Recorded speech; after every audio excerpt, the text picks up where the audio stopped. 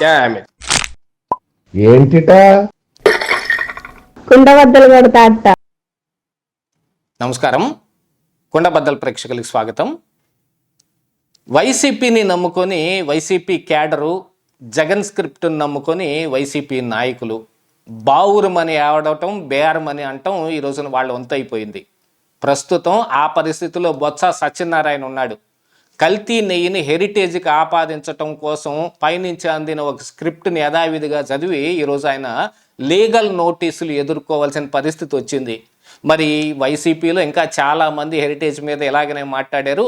వాళ్ళందరినీ కూడా మరి హెరిటేజ్ ఏ రకంగా చూస్తుంది?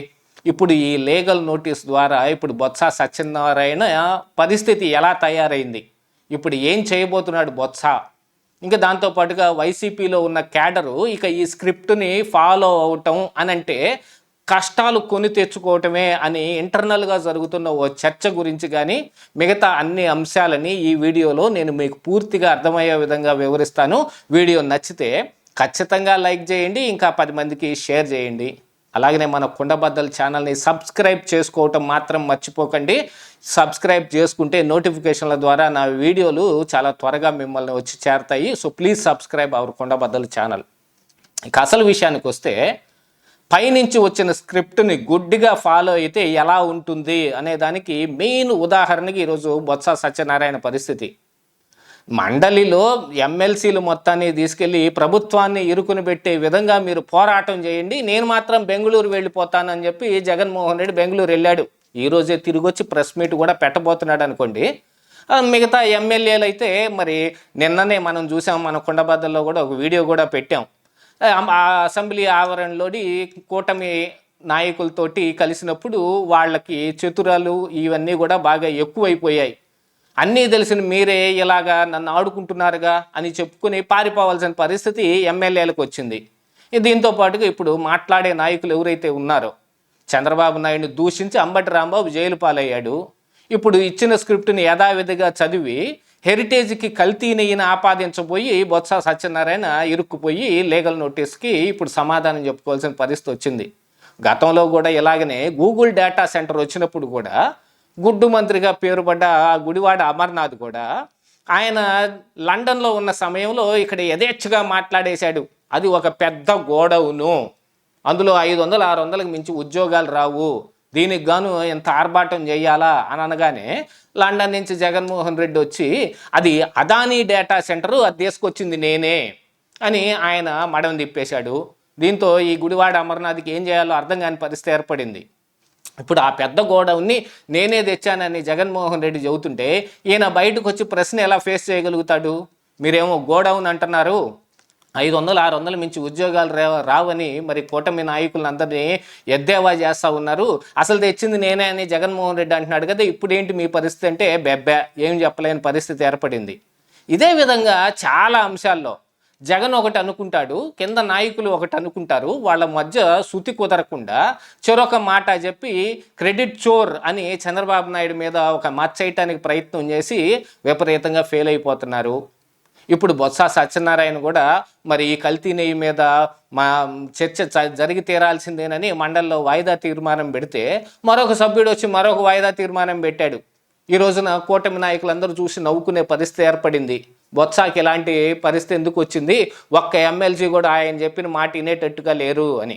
దీంతో పాటుగా ఎమ్మెల్సీలు అందరినీ ఆయన మండలికి వెళ్ళమని, మీరు అక్కడ గట్టిగా పోరాడమని జగన్మోహన్ రెడ్డి చెబితే వాళ్ళేమో వచ్చి ఇక్కడ చెట్ల కిందో లేకపోతే క్యాంటీన్లోనో కొంతకాలం వెళ్ళ తీసుకొని వాళ్ళు కూడా ఏం మాట్లాడుతున్నారో వాళ్ళకే అర్థం కాకుండా వాళ్ళు వెళ్ళిపోతున్నారు. ఉండటానికి చాలా బలం ఉన్నప్పటికీ మాట్లాడుతుంది 2-3, ఓ బొత్స సత్యనారాయణ, ఒక వరదు కళ్యాణి, ఇలాంటి వాళ్ళు తప్ప వేరెవరు కనపడటం లేదు. వీళ్ళందరినీ బుక్ చేయడానికి మరి సజ్జల రామకృష్ణారెడ్డి తయారు చేశాడో మరి ఇంకెవరు తయారు చేశారో ఒక స్క్రిప్ట్ తయారు చేసి హెరిటేజ్ మీద ప్రెస్ మీట్ పెట్టించారు. అందులో బొత్స సత్యనారాయణ నెయ్యి ప్యాకెట్ అనుకుని చీజ్ ప్యాకెట్ చూసి ఒక రకంగా అబాస్ పాలయ్యాడు. ఆ వీడియోను కూడా మనం కుండబద్దల్లో పెట్టాం. అది చీజ్ ప్యాకెట్టు, ఆయన పట్టుకున్నది నెయ్యి ప్యాకెట్ కాదు అని. దీంతో పాటుగా మరి ఇందాపూర్ డైరీ ఇప్పుడు కల్తీ నెయ్యిని సప్లై చేస్తుంది అని అంటే దాన్ని హెరిటేజ్ దగ్గర నుంచే కొంటుంది, హెరిటేజ్ దగ్గర నుంచే నెయ్యి తీసుకుంటుంది అనడానికి ఏం ఆధారాలు లేవు. ఎందుకంటే హెరిటేజ్ స్వయంగా టీటీడీకి ఏం సప్లై చేయటం లేదు. కాకపోతే ఇక్కడ జరిగిన అంశం ఏమిటి అని అంటే, ఇందాపూర్ డైరీ తయారు చేసే చీజ్ కానీ పన్నీర్ని కానీ హెరిటేజ్ కొంటుంది తప్ప హెరిటేజ్ దగ్గర నుంచి ఇందాపూర్కి ఏమి ఇయ్యరు.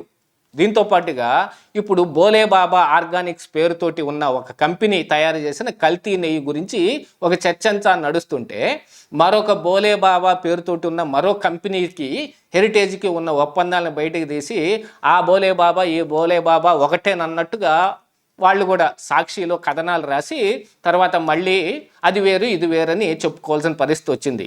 జగన్మోహన్ రెడ్డి ఇలాంటి ఒక ప్రక్రియను చేపట్టి కింద నాయకుల్ని ఏ రకంగా ఇరికిస్తున్నాడో మొత్తం కనపడుతూనే ఉంది. అసలు గతంలో కూడా జగన్మోహన్ రెడ్డి 30 సంవత్సరాలు అలాగనే అధికారంలో ఉంటాడు అని గట్టిగా నమ్మి వైసీపీ క్యాడర్ మొత్తం కూటమి నాయకుల మీద, అంటే టీడీపీలో ఉన్న వాళ్ళ మీద కానీ లేకపోతే జనసేనలో ఉన్న వాళ్ళ మీద కానీ వీళ్ళందరి మీద దిక్కుమాలిన పోస్టింగులు మొత్తం పెట్టి జైలు పాలయ్యారు.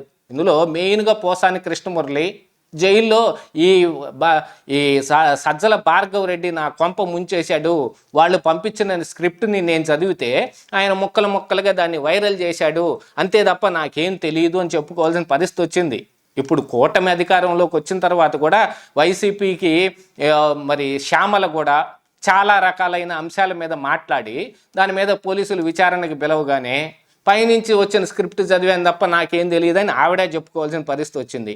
అంటే ఇక్కడ స్క్రిప్ట్ బేస్డ్గానే మొత్తం రాజకీయం నడుస్తుంది అనేది అర్థమవుతుంటే, ఇప్పుడు ఆ స్క్రిప్ట్లోనే తప్పులుంటే బొత్స సత్యనారాయణ లాంటి వాళ్ళు ఏం చేయాలి? అలాంటి స్క్రిప్ట్ చదవటానికి మీ సీనియారిటీ ఎందుకు అని ప్రజలందరూ ప్రశ్నిస్తుంటే బొత్స బయటకు మొహం ఎలా చూపించుకోవాలి? దీంతో పాటుగా ఇప్పుడు లీగల్గా మరి హెరిటేజ్ ప్రొసీడింగ్స్ మొదలుపెట్టింది. ఎవరెవరు మాట్లాడారో అందరికీ నోటీసులు ఇస్తామంటూనే మొట్టమొదటిగా బొత్సాకి ఇచ్చారు. ఈ లీగల్ నోటీస్కి బొత్స ఏం సమాధానం చెబుతాడనంటే, ఇప్పుడు ఆయన కూడా ఉంది ఒకటే, నాకేం తెలియదండి, పైనుంచి ఒక స్క్రిప్ట్ వచ్చింది అది నిజమేననుకొని నేను చదివాను తప్ప నాకేం తెలియదని ఇప్పుడు మళ్ళీ ఆయన విచారణలో చెప్పుకోవాలి. అంటే మొత్తం స్క్రిప్ట్ బేస్డ్ రాజకీయాలు జరుగుతున్నాయి. ఈ సాక్షి మీడియాలో కానీ లేకపోతే సజ్జల రామకృష్ణారెడ్డి ఇంకొంతమంది మేధావి వర్గంతో కానీ కూర్చొని తయారు చేసిన ఒక స్క్రిప్ట్ని వీళ్ళందరి చేత చదివిస్తూ ఉన్నారనేది పక్కాగా అర్థమవుతుంది.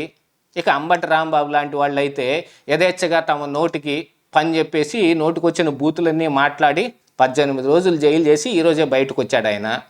ఇలాంటి పరిస్థితుల్లో కూడా ఆయన మళ్ళీ ఈ కేసు తాలూకు వ్యవహారాలన్నీ మరి మీడియా ముందు మాట్లాడి బెయిల్ రద్దయ్యే విధంగా ఇప్పుడు ఆయన సొంతంగా వేరే ప్రయత్నాలు చేస్తూ ఉన్నాడు. వీటన్నిటినీ చూసుకున్న తర్వాత ఇప్పుడు వైసీపీ నాయకులు మనమేం చెయ్యాలి అని ఒక డైలమాలో పడ్డారు. వచ్చిన స్క్రిప్ట్ని మనం నమ్మటానికి వీల్లేదు, మనకి ఏదనిపిస్తే మనం అది మాట్లాడటమో లేకపోతే మెదలకుండా మీడియాకి కనపడకుండా పారిపోవటం తప్ప మనం నోరెత్తామనంటే ఇప్పుడున్న కూటమి నాయకులు మనల్ని ఖచ్చితంగా మూసేస్తారు అనే ఒక భావన అయితే వైసీపీలో వచ్చింది. ఇదే ఈరోజు కుండబద్దలు.